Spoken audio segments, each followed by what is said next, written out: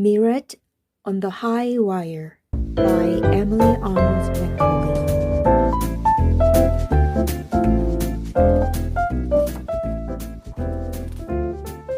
100 years ago in Paris, when theaters and musicals drew traveling players from all over the world, the best place to stay was at the Widow Ghetto's, a boarding house on English Street. Acrobats, jugglers, actors, and mimes from as far away as Moscow and New York reclined on the widow's feather mattresses and devoured her kidney stews. Madame Gâteau worked hard to make her guests comfortable, and so did her daughter Mirette. The girl was an expert at washing linens, chopping leeks, paring potatoes, and mopping floors. She was a good listener, too. Nothing pleased her more than to overhear the vagabond players tell of their adventures in this town and that along the road. One evening, a tall, sad-faced stranger arrived. He told Madame Gâteau he was Bellini, a retired high-wire worker. "I am here for a rest," he said. "I have just the room for you, Monsieur Bellini, in the back." "Where it is quiet," she said. "But it's on the ground floor with no view." "Perfect," said the stranger. "I will take my meals alone."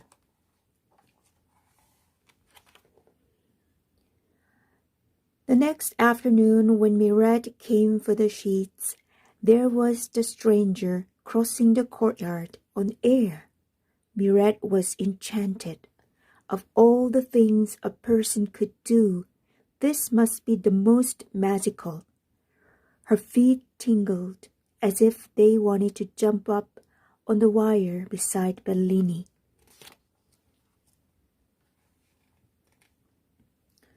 Mirette worked up the courage to speak. "Excuse me, Monsieur Bellini. I want to learn to do that," she cried. Bellini sighed. "That would not be a good idea," he said. "Once you start, your feet are never happy again on the ground." "Oh, please teach me," Mirette begged. "My feet are already unhappy on the ground." But he shook his head. Mirette watched him every day. He would slide his feet onto the wire, cast his eyes ahead, and cross without ever looking down, as if in a trance.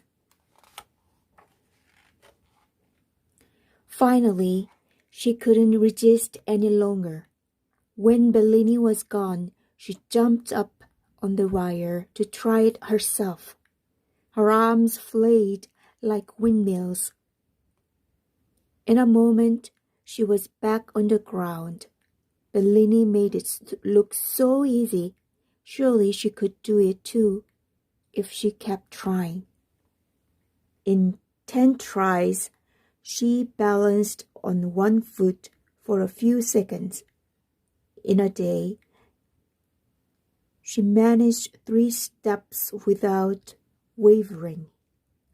Finally, after a week of many falls, she walked the length of the wire. She couldn't wait to show Bellini. He was silent for a long time. Then he said, "In the beginning, everyone falls. Most give up. But you kept trying. Perhaps you have talent as well." "Oh, thank you," said Mirette. She got up 2 hours earlier every day to finish her chores before the sun shone in the courtyard. The rest of the day was for lessons and practice. Bellini was a strict master. "Never let your eyes stray," he told her day after day. think only of the wire and of crossing to the end. When she could cross dozens of times without falling, he taught her the wire walker's salute. Then she learned to run, to lie down, and to turn a somersault. "I will never ever fall again," Mirette shouted. "Do not boast," Bellini said, so sharply that Mirette lost her balance and had to jump down. One night, an agent from Astley's Hippodrome in London rented a room. He noticed Bellini on his way to dinner. "What a shock to see him here!" he exclaimed. "See who?" asked a mime. "Why, the great Bellini. Didn't you know he was in the room at the back?" "Bellini, the one who crossed Niagara Falls on a 1,000-foot wire in 10 minutes? Asked the mime. And on the way back stopped in the middle to cook an omelette on a stove full of live coals. Then he opened a bottle of champagne and toasted the crowd, the agent recalled.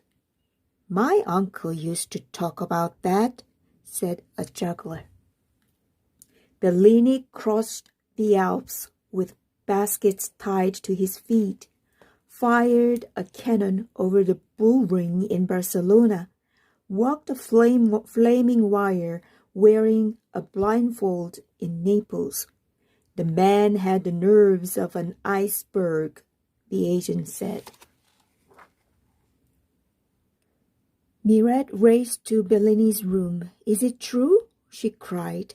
"You did all those things? Why didn't you tell me?" "I want to do them too. I want to go with you." "I can't take you," said Bellini.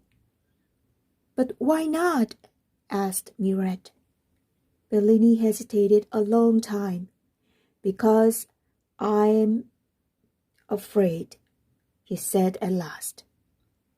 Mirette was astonished. "Afraid?" she said. "But why?" "Once you have fear on the wire, it never leaves," Bellini said. "But you must make it leave," Mirette insisted. "I cannot," said Bellini. Mirette turned and ran to the kitchen as tears sprang to her eyes. She had felt such joy on the wire. Now Bellini's fear was like a cloud casting its black shadow on all she had learned from him. Bellini paced his room for hours. It was terrible to disappoint Mirette. By dawn, he knew that if he didn't face his fear at last, he could not face Mirette. He knew what he must do. The question was, could he succeed? That night, when the agent returned, Bellini was waiting for him. The agent listened to Bellini's plan with mounting excitement. "I will take care of it," he promised. To himself he added, "A big crowd will make me a tidy profit. What luck! I just happened to be in Paris now." Bellini went out to find a length of hemp with a steel core. He borrowed a winch and worked until daylight, securing the wire.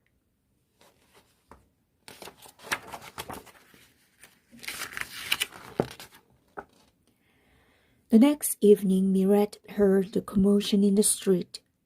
"Go and see what it is," her mother said. "Maybe it will cheer you up." In the square was a hubbub. The crowd was so thick she couldn't see at first that the agent was aiming a spotlight at the sky. "Return of the great Bellini," he was yelling. Could it be? Mirette's heart hammered in her chest.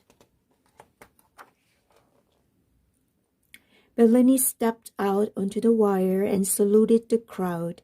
He took a step and then froze. The crowd cheered wildly, but something was wrong. Mirette knew at once what it was. For a moment she was as frozen as Bellini was.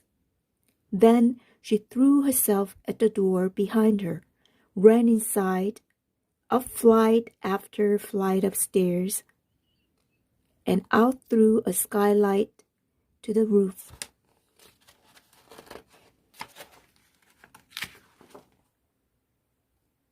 She stretched her hands to Bellini. He smiled and began to walk toward her. She stepped onto the wire, and with the most intense pleasure, as she had always imagined it might be, she started to cross the sky. "Brava! Bravo!" roared the crowd. "Protégé of the great Bellini!" shouted the agent. He was beside himself, already planning the world tour of Bellini and Mirette. As for the master and his pupil, they were thinking only of the wire and of crossing to the end.